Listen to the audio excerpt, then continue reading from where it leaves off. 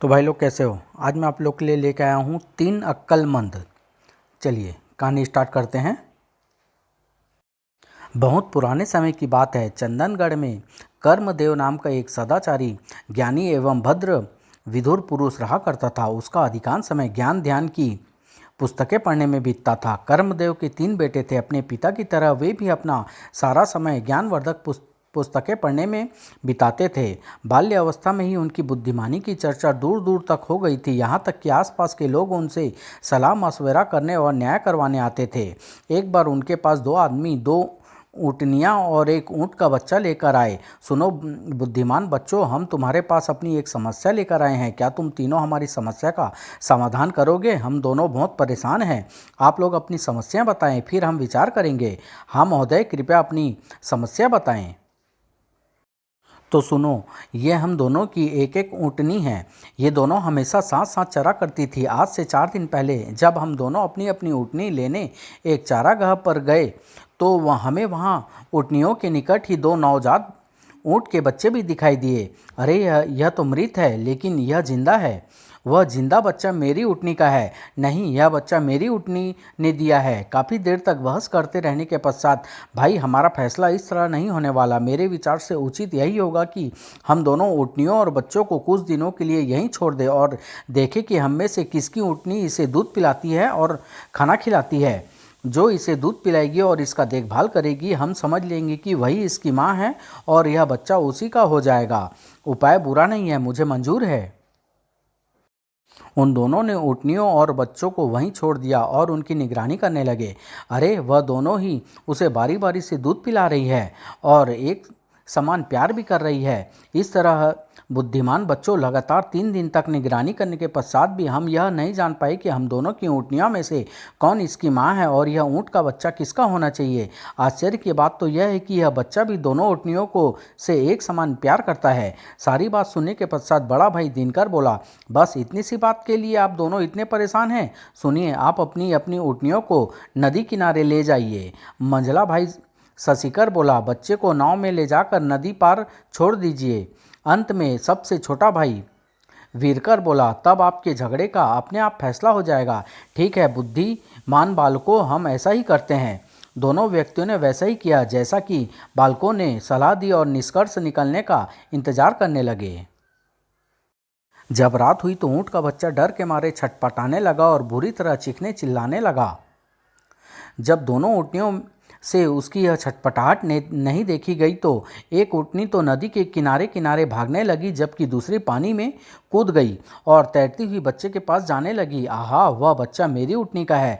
तुम ठीक कहते हो दोस्त, वह बच्चा तुम्हारी ही ऊँटनी का है, वरना वह अपने प्राणों की चिंता न करके इस तरह पानी में नहीं कूदती। एक माँ को ही अपने बच्चे से इतना प्यार होता है।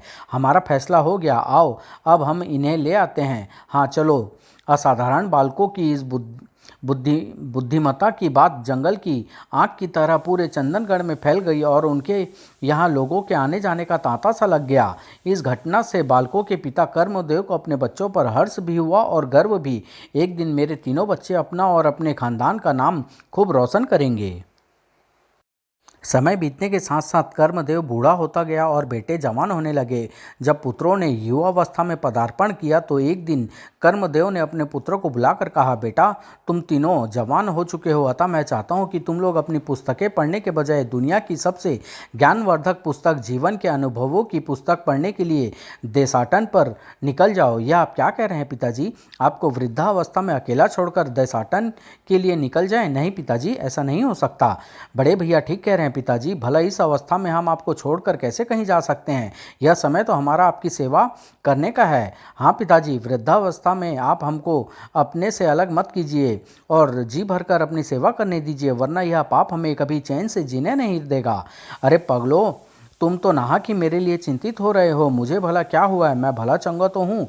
वह तो ठीक है पिताजी, लेकिन आपने अपना पूरा जीवन हम लोगों के लालन पालन में गुजार दिया है। क्या अब हमारा कर्तव्य नहीं है कि हम आपका बाकी का जीवन आनंदमय बनाते हुए आपकी सेवा में गुजारें? मेरे बच्चों, तुम लोग स्वार्थवश सिर्फ एक इंसान यानी अपने पिता के लिए सोच रहे हो, जबकि मैं चाहता हूँ कि तुम्हारा ज्ञान, तुम्हारी सेवा दुनिया के हर एक इंसान के काम आए। तुम्हें दुनियादारी की प्रत्येक बारीकी का ज्ञान हो और तुम लोग अपने जीवन जीवन दूसरों की सेवा और भलाई में गुजारो, ताकि समाज मेरे और तुम्हारे बाद भी तुम्हें, मुझे और हमारे कुल की याद तथा प्रशंसा करता रहे। लेकिन पिताजी, लेकिन वेकिन कुछ नहीं मेरे बच्चों, यह एक पिता की आज्ञा है और तुम्हें मेरी यह अंतिम इच्छा पूरी करनी ही होगी। पिता की बात सुनकर तीनों के चेहरे उदास हो उठे। ठीक है पिताजी, यदि आपकी यही आज्ञा है तो हम देशाटन पर जाने के लिए तैयार हैं। शाबाश मेरे बच्चों, तुम्हारे विचार जानकर मुझे खुशी हुई। लेकिन बेटा, मैं विदा देने से पहले तुम्हें कुछ ज्ञानवर्धक बातें बताना चाहता हूँ और मुझे विश्वास है कि सफ़र के दौरान तुम तीनों उसे हमेशा याद रखोगे। अवश्य पिताजी, कहिए आप हमें क्या बताना चाहते हैं। सुनो बेटा, ज्ञान लंबी उम्र वाले का नहीं बल्कि दुनिया देखने वाले का ज़्यादा होता है। सोने की सच्ची कीमत धनी नहीं बल्कि सुनार जानता है। भोजन के गुणों का ज्ञान खाने वाले को नहीं बल्कि पकाने वाले को होता है। और सच्चा रास्ता वह नहीं बता सकता जो उस पर जाने की तैयारी कर रहा हो, बल्कि वही बता सकता है जो उससे गुजर चुका हो। आप निश्चिंत रहिए पिताजी, और हम आपकी यह अनमोल बातें अपनी ज़िंदगी की आखिरी घड़ी तक याद रखेंगे। और अगले ही दिन हमें आशीर्वाद दीजिए पिताजी। आपके आदेशानुसार हम देशाटन पर रवाना हो रहे हैं। जाओ मेरे बच्चों, मेरा आशीर्वाद तुम्हारे साथ है। ईश्वर तुम्हें तुम्हारे मकसद में सफल करे। और पिता का आशीर्वाद लेकर तीनों भाई देशाटन पर निकल पड़े। कई दिनों तक वे तीनों लगातार चलते रहे, लेकिन चौथे दिन एक मार्ग पर पहुंचते ही तीनों अचानक ही रुक गए। फिर सबसे बड़ा भाई गौर से धरती की ओर देखने लगा तथा दोनों छोटे भाई इधर उधर देखने लगे। कुछ क्षणों उपरांत, भाइयों, मैं दावे के साथ कह सकता हूं कि कुछ देर पहले इस रास्ते से एक थका हारा ऊँट गुजरा है। हाँ, और उस ऊँट की दाईं आंख नहीं है और उस ऊँट पर कच्चा गुड़ लदा था। तभी उन्हें सामने से एक घबराया हुआ सा आदमी आता हुआ दिखाई दिया। भाइयों, क्या आपने इधर से किसी ऊँट को गुजरते देखा है? मुझे लगता है चोर मेरा ऊँट चुरा ले गए हैं। तुम्हारे ऊँट ने बहुत लंबा रास्ता तय किया है और वह बहुत थका हुआ है। क्या यह सच है? हाँ, तुम्हारे ऊँट की दाईं आँख नहीं है, यह भी सच है। हाँ हाँ, यह भी बिल्कुल सच है। और यह भी सच है ना कि तुम्हारे ऊँट पर कच्चा गुड़ लदा था। हाँ हाँ। अरे वाह! इसका मतलब है कि आपने मेरे ऊँट को देखा है। जल्दी बताइए ना, कहाँ है मेरा ऊँट? यह हम नहीं जानते, हमने उसे देखा नहीं है। तीनों भाइयों की बात सुनकर अपरिचित क्रोधित हो उठा। तुम लोग झूठ बोल रहे हो। यदि तुम लोगों ने मेरा ऊँट नहीं देखा होता तो यह किस प्रकार जान पाते कि वह बहुत थका हुआ है, उसकी दाईं आँख नहीं है और उस पर गुड़ लदा है। यह सब अनुमान हमने अपने गुणों से लगाया है भाई, जबकि वास्तविकता यह है कि हमने तुम्हारे ऊँट को यहाँ कहीं नहीं देखा। अब मुझे विश्वास हो गया है दुष्टों कि तुम तीनों ने ही मेरे ऊँट को चुराया है और कहीं छिपा दिया है। ठहरो, मैं तुम्हें अभी मजा चखाता हूँ। और उसने शोर मचाना आरंभ कर दिया। चोर चोर चोर, अरे कोई मुझे बचाओ। इधर कुछ सैनिक अपने घोड़ों पर सवार कहीं जा रहे थे कि तभी चोर चोर चोर, ओह शायद कोई मुसीबत में है। हाँ आओ मालूम करते हैं। क्या बात है, क्यों शोर मचा रहे हो? क्या हुआ? हुजूर, इन लोगों ने कच्चे गुड़ से लदे मेरे ऊँट को चुरा कर कहीं छिपा दिया है। कृपया मेरी मदद कीजिए और इनसे मेरा ऊँट दिलवा दीजिए, कहकर उस व्यक्ति ने सैनिकों को सारा किस्सा सुना दिया। तुम्हारा मामला बड़ा पेचीदा है, अतः तुम सबको राजा के पास चलना होगा। चलो। और सैनिक उस सौदागर व तीनों भाइयों को लेकर राजमहल की ओर चल पड़े।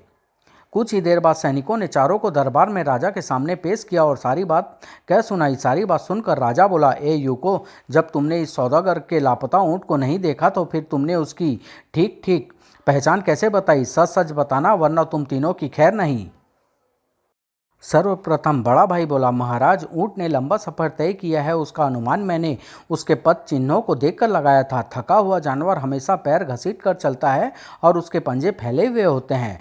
बड़े के चुप होते ही मंझला बोला, और महाराज, ऊँट की दाईं आँख नहीं है, इसका फैसला मैंने इस आधार पर किया कि उसने चलते चलते रास्ते की बाईं ओर की ही घास अथवा पौधे खाए थे।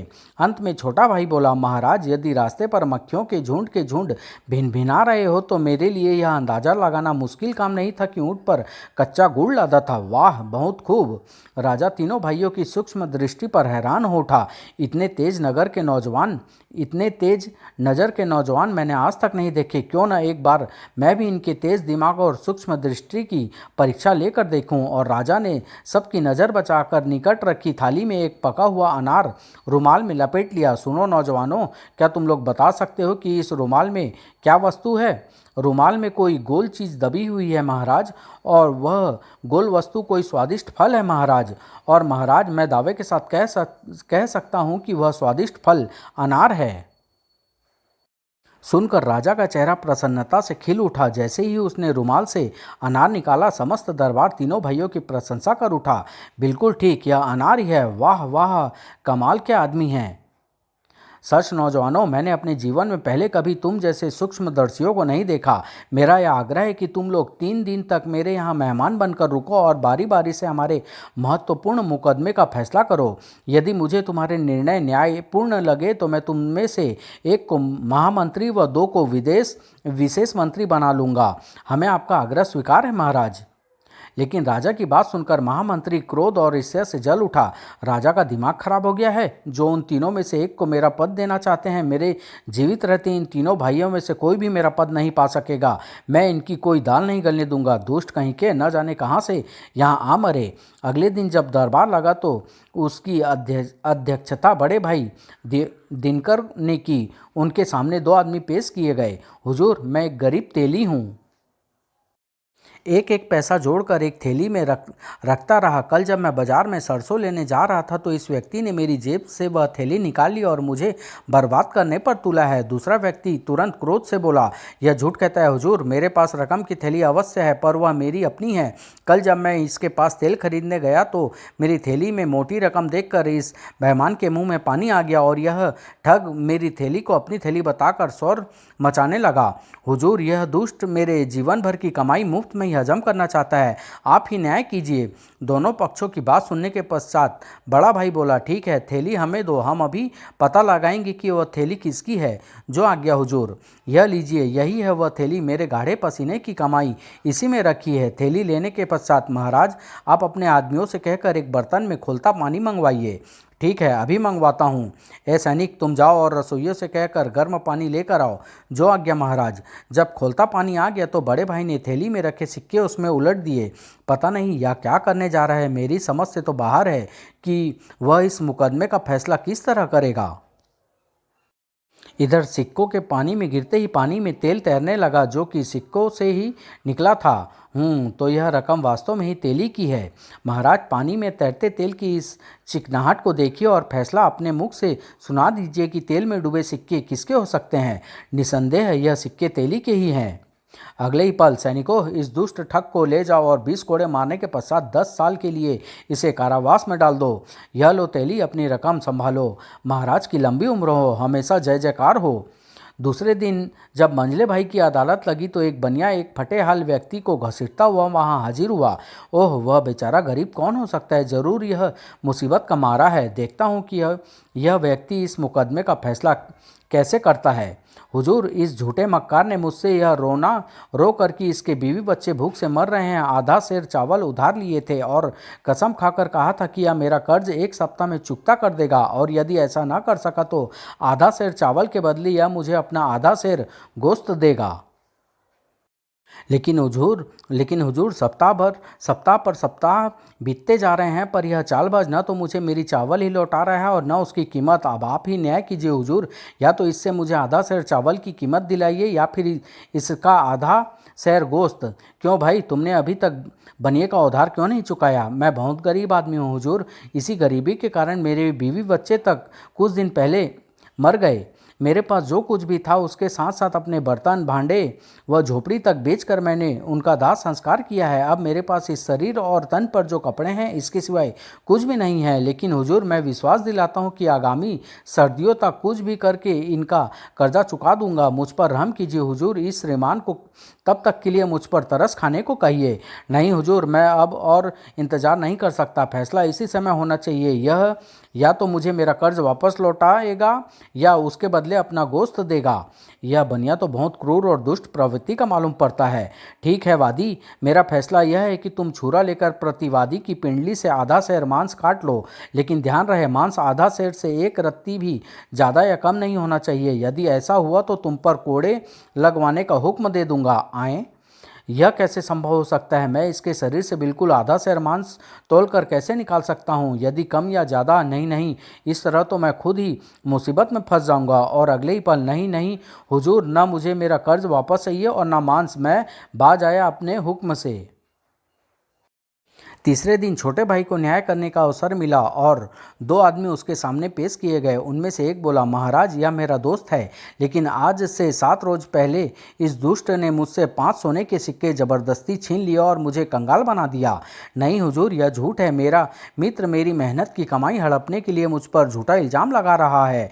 मैंने कई माह की कठोर मेहनत के पश्चात वे सिक्के जोड़े हैं, लेकिन जब मैंने उन सिक्कों को इसे दिखाया तो इसकी नीयत खराब हो गई और यह दोस्ती से दुश्मनी पर उतर आया।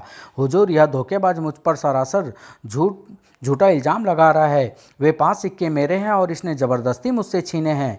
क्यों वादी, जब तुम्हारे दोस्त ने तुम पर हमला किया तो क्या उस समय वहाँ कोई मौजूद था जो तुम्हारी बात की गवाही दे सके? नहीं हुजूर, उस समय काफ़ी रात हो चुकी थी, इसलिए आसपास तो क्या दूर दूर तक कोई नहीं था। तब तो तुम्हारा मुकदमा काफ़ी जटिल है। 5 सोने के सिक्के वास्तव में किसके हैं, इसका फैसला करना काफ़ी मुश्किल काम है। खैर, मैं तुम्हारे मुकदमे के बारे में विचार करता हूँ, तब तक तुम दोनों आपस में कुश्ती लड़कर दरबार का दिल बहलाओ। और हाँ, तुम में से जो कोई भी कुश्ती जीतेगा उसे हम महाराज से कहकर 10 सोने के सिक्के इनाम में दिलाएंगे। वाह, मुझे स्वीकार है महाराज। लेकिन हुजूर, मैं तो लड़ना भिड़ना जानता ही नहीं, वैसे भी मैं इससे बहुत कमज़ोर हूँ। यह हमारा आदेश है, जब तक हम तुम्हारे मुकदमे का फैसला नहीं कर देते तुम्हें इससे कुश्ती लड़नी ही पड़ेगी। छोटे भाई का निर्णय सुनकर कमज़ोर आदमी का चेहरा उदास हो उठा, जबकि लंबा तगड़ा व्यक्ति खुश हो उठा। आओ कमीने दोस्त, अब मैं तुम्हें मज़ा चखाता हूँ। मित्र, क्या तुम सचमुच मुझसे कुश्ती लड़ोगे? लड़ूंगा क्या, यह देख, लड़ गया। उफ, आह, अब तो 5 सिक्कों के साथ साथ मुझे 10 सिक्के और मिलेंगे। 15 मिनट के अंदर अंदर वादी लंबे तगड़े व्यक्ति ने प्रतिवादी कमजोर व्यक्ति को कुश्ती में 5 बार पछाड़ मारा। उठ चूहे कहीं के, नहीं नहीं, तुम यही मुझसे 5 सिक्के ले लो। तुम जीते, मैं हारा। लेकिन लंबे स्वस्थ व्यक्ति ने कमजोर व्यक्ति की बात की ओर ध्यान न देकर जैसे ही उसे सिर से ऊपर उठाकर जमीन पर पटकना चाहा, छोटा भाई एकदम चीख उठा, ठहरो वादी, उसे छोड़ दो, मैंने दोषी का पता लगा लिया है। तब तो हुजूर, आपको मालूम ही हो गया होगा कि वे 5 सिक्के मेरे हैं जो इस कमीने ने मुझसे छीने हैं। कृपया उन 5 सिक्कों के साथ साथ इनाम के 10 सिक्के मुझे और दिलवाइए। अरे मूर्ख, तुम्हारी कुश्ती देखकर तो अब बच्चा भी इस बात का फैसला कर सकता है कि तुम दोनों में से झूठ कौन बोल रहा है। तुमने सबके सामने प्रतिवादी को 15 मिनट में 5 बार पछाड़ा है, अतः इस बात पर कौन विश्वास करेगा कि कमज़ोर ने ताकतवर से पैसा छीना है? झूठे और दोषी तुम ही हो मूर्ख। तुम्हारा दोस्त निर्दोष है, जबकि तुम जैसे अपराधी को झूठी शिकायत करने और बल प्रयोग के लिए कठोर से कठोर दंड दिया जाना चाहिए। नहीं नहीं, मुझे क्षमा कर दो, मैं अपनी गलती स्वीकार करता हूँ। ठीक है, अब जबकि तुम अपनी गलती स्वीकार कर रहे हो तो मैं भी अपने वचन अनुसार तुम्हें कुश्ती में कौशल दिखाने के लिए क्षमा करता हूँ। उठो, आपस में सुलह कर लो और फिर से एक अच्छा दोस्त बनने की कोशिश करो। हुजूर का बहुत बहुत धन्यवाद। हुजूर लंबी उम्र जिए। उसके बाद तगड़ा व्यक्ति उठकर अपने दोस्त से गले लग गया और उससे माफ़ी मांगने लगा, जबकि राजा समेत सभी सभासद व मंत्रीगण तीनों भाइयों की बुद्धिमानी व न्यायपूर्णता निर्णयों की भूरी भूरी प्रशंसा कर रहे थे। बहुत खूब, जवाब नहीं इनकी निर्णय का, वाह वाह। इसके विपरीत बूढ़ा महामंत्री ईर्ष्या से और बुरी तरह जल भुन गया। जल्दी से महाराज के कान भरू, वरना मेरा पद जाता रहेगा। और वह राजा के निकट आकर कहने लगा, महाराज आप इसके चक्कर में मत पड़िए, ये तीनों संदिग्ध बदमाश है। अनजाने परदेशियों पर विश्वास करना मूर्खता होगी। इन्हें जरूर दुश्मन देश ने भेजा है और यह आपके विरुद्ध कोई भयंकर षड्यंत्र रचकर यहाँ आपका अहित करने आए होंगे। अच्छा यही होगा कि आप तुरंत इन्हें गिरफ्तार करवा कर कारागृह में डलवा दें। लेकिन राजा ने उसे बुरी तरह झिड़क दिया, महामंत्री जी, आप इसी समय यहाँ से दफा हो जाइए। आज से हम तुम्हें महामंत्री पद से अलग करते हैं। जी सुनिए आदरणीय सभासदों एवं मंत्रीगणों, आज से हम बड़े भाई दिनकर को अपना महामंत्री बनाते हैं तथा शशिकर और वीरकर को अपना उप महामंत्री घोषित करते हैं। महाराज की जय हो, महाराज जिंदाबाद। अब आप लोग अपना काम सुने। दिन में आप तीनों राज्य के कामकाज में हमारी मदद किया करेंगे, शाम को किस्से कहानियाँ सुनाकर हमारा दिल बहलाया करेंगे और रात को हमारे सोते समय पहरा दिया करेंगे। हमें आपका प्रस्ताव खुशी खुशी मंजूर है महाराज, और हम आपको विश्वास दिलाते हैं कि कभी आपके दिल को ठेस नहीं पहुंचने देंगे। दिन बीतने लगे। तीनों भाई बारी बारी से राजा की सेवा करते रहे। वे दिन को राजा के राजकार्य में हाथ बटाते, शाम को किस्से कहानियाँ सुनाकर उसका दिल बहलाते और रात को जब राजा सो जाता तो पहरा देते। राजा का भी लगाव उन तीनों भाइयों से बढ़ता गया। वह सबका समान रूप से ध्यान रखता था, किंतु फिर भी छोटा भाई वीरकर और उसकी कृपा दृष्टि कुछ ज़्यादा ही रही थी। जब बूढ़े महामंत्री को अपने विशेष मंत्री साथियों से इस बात की जानकारी मिली तो उसने सर्वप्रथम छोटे भाई को ही अपने मार्ग से हटाने की सोची। सुनो साथियों, कल राजा के पास रहने का वीरकर की ही बारी है, अतः हमें कल एक ऐसा काम करना है जिससे वीरकर हमेशा हमेशा के लिए महाराज की आंखों का कांटा बन जाए। लेकिन उसे महाराज के आगे शर्मिंदा करने के लिए आपने उपाय क्या सोचा है महामंत्री जी? सुनो, मैं तुम्हें बताता हूँ, कान इधर करो। फिर महामंत्री उन सब के कानों में कुछ फुसफुसाने लगा। अपनी योजना समझाने के बाद वह बोला, यदि हमारी यह चाल कामयाब हो गई तो समझ लो उस छुटके भाई का पत्ता तो बिल्कुल साफ हो गया। उसके बाद हम उसके दोनों भाइयों से निपटेंगे। आप निश्चिंत रहिए महामंत्री जी, आपका यह काम हो जाएगा। लेकिन तीनों भाइयों का पत्ता साफ होने के बाद आप हमारा भी ध्यान रखिएगा। अवश्य अवश्य, उसकी तुम चिंता मत करो। अगली रात छोटे भाई को ही पहरा देने की बारी थी। जब राजा कहानी सुनने के पश्चात खा पीकर खूब गहरी नींद सो गया तो वीरकर म्यान से तलवार निकालकर कमरे में टहलता हुआ पहरा देने लगा। तभी एक खिड़की से एक हाथ भीतर आया और उसने एक भयानक सांप राजा के पलंग की ओर उछाल दिया। अगले ही पल सांप तेजी से रेंगता हुआ राजा के पलंग की ओर बढ़ा, लेकिन इससे पहले कि वह पलंग तक पहुंच पाता छोटे भाई की दृष्टि उस पर पड़ गई। अरे सांप यह कमरे में कैसे आ गया? वीरकर ने बिना विवेक खोए तलवार के एक ही वार से सांप का सिर काट दिया। महाराज गहरी नींद में है, उन्हें जगाना अच्छा नहीं होगा। इसे मैं पलंग के नीचे कर देता हूँ, सुबह ही सारी बात महाराज को बताऊंगा। लेकिन अभी उसने सांप के धड़ को पलंग के नीचे सरकाया ही था कि राजा की आंख खुल गई। आए, यह पलंग के पास नंगी तलवार लिए क्या कर रहा है? कहीं मुझे मारने का इरादा तो नहीं है इसका? अगले ही पल बचाओ बचाओ बचाओ! वीरकर को समझते देर नहीं लगी कि राजा क्या सोच ऐसा ऐसा कर रहा है। रक्षकों जल्दी आओ! महाराज महाराज, आप क्या कर रहे हैं? मेरी बात तो सुनिए। लेकिन इससे पहले कि वीरकर राजा को असलियत बता पाता, कई रक्षक अस्त्र शस्त्र लिए वहां आ पहुंचे। रक्षकों, गिरफ्तार कर लो इस गद्दार एवं विश्वासघाती को, यह मुझे मारना चाहता है। सैनिकों ने तुरंत वीरकर को पकड़ लिया। महाराज कृपया मेरी बात तो सुन लीजिए, फिर जो फैसला करना हो कीजिएगा। अब मैं तुम्हारी एक भी बकवास नहीं सुनना चाहता। सैनिकों, ले जाओ इसे और बंदीगृह में डाल दो। कल ही हम इसकी जिंदगी और मौत का फैसला करेंगे। और सैनिकों ने वीरकर को ले जाकर बंदीगृह में डाल दिया। अगले दिन सुबह राजा ने मामले की जांच करने और बंदी के भाग्य का फैसला करने के लिए अपने सभी मंत्रियों की बैठक बुलाई। इस बैठक में वीरकर के दोनों भाइयों के साथ ही वे मंत्री भी शामिल थे जो महामंत्री के साथ मिले हुए थे। मैंने आप लोगों को सारी घटना बयान कर दी है। अब आप लोग ही सुझाएं कि उस दुष्ट को क्या सजा देनी चाहिए। महामंत्री के साथी तुरंत राजा को भड़काने लगे। महाराज, उसने आपकी जान लेनी चाहिए, इसलिए उसे तुरंत मौत के घाट उतार देना चाहिए। हाँ महाराज, उस विश्वासघाती और नमक हराम को मृत्यु दंड ही मिलना चाहिए। महाराज, आपने स्वयं उसे आपकी जान लेने की कोशिश करते हुए देखा है, अतः उसे मौत के घाट उतारने का आदेश देने में आपको कोई हिचकिचाहट नहीं होनी चाहिए। ठीक है, हम उसे आज ही मौत के घाट उतारने का आदेश दिए देते हैं। तभी राजा को वहीं खामोश बैठे दिनकर और शशिधर का ध्यान आया और वह बोल उठा, अरे महामंत्री दिनकर और शशिधर, तुम दोनों क्यों खामोश हो? क्या तुम्हें हमारा फैसला पसंद नहीं आया? बड़ा भाई बोला, महाराज, मैं न्यायिक भाषण अथवा अपने भाई की तरफदारी करने से पहले सिर्फ एक प्राचीन नीति कथा सुनाने की आज्ञा चाहता हूँ। वैसी कथा जैसी कि हम तीनों भाई काम से फुर्सत पाने के पश्चात संध्या के समय काफ़ी दिनों से आपको सुनाते आए हैं। ठीक है, हमारी ओर से इजाज़त है, तुम कहानी सुनाओ। लेकिन महाराज, यह तो समय बर्बाद करना होगा। यह वक्त कहानी सुनने सुनाने का नहीं बल्कि एक मुजरिम के जीवन मृत्यु के बारे में फैसला लेने का है। कृपया आप सब खामोश रहिए, इन्हें कहानी सुनाने दीजिए।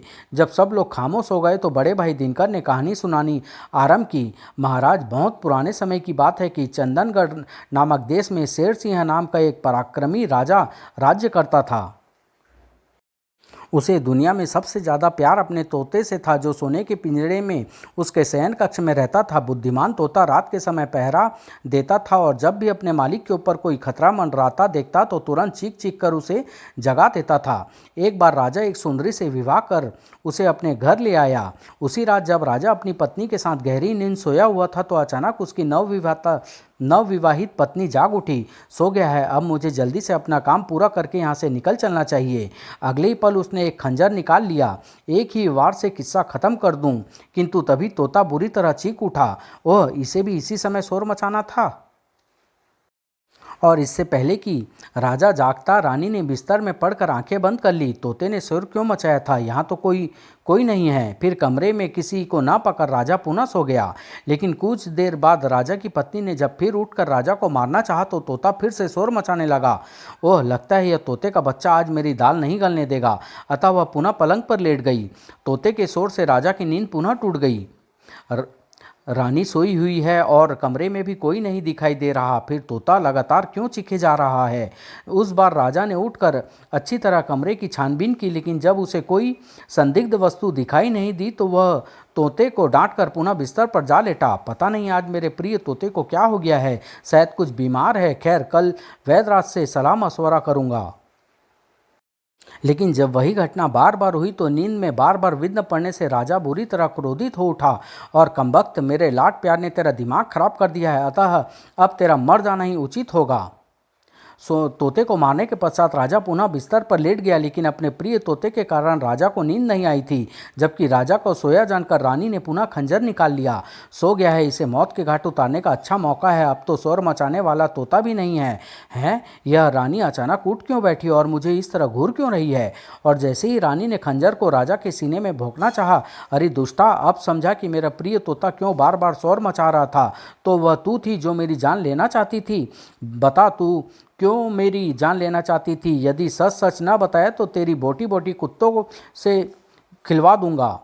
नहीं नहीं, मुझे क्षमा कर दीजिए महाराज। दरअसल मैं आपके दुश्मन देश की जासूस हूँ और अब अपने राजा के आदेश पर ही आपकी पत्नी बनकर आपकी जान लेने आई थी। हम दुश्मनों को कभी माफ़ नहीं करते। नागिन, ले अपनी करनी का फल भोग। आह! और महाराज, इस तरह उस राजा की जान तो बच गई, लेकिन वह अपने प्रिय तोते की मौत को बर्दाश्त नहीं कर सका, जिसे कि उसने अकारण मौत के घाट उतार दिया था, और उस दुख में वह पागल हो गया। हमें आपकी कहानी तो बहुत पसंद आई महामंत्री जी, लेकिन आप हमें यह कहानी सुनाकर समझाना क्या चाहते हैं? बस इतना ही महाराज कि क्या आपने यह जानने की कोशिश की कि आखिर आपका सबसे अधिक कृपा पात्र वीरकर आपको मारना क्यों चाहता था? नहीं, यह तो हमने उससे पूछा ही नहीं।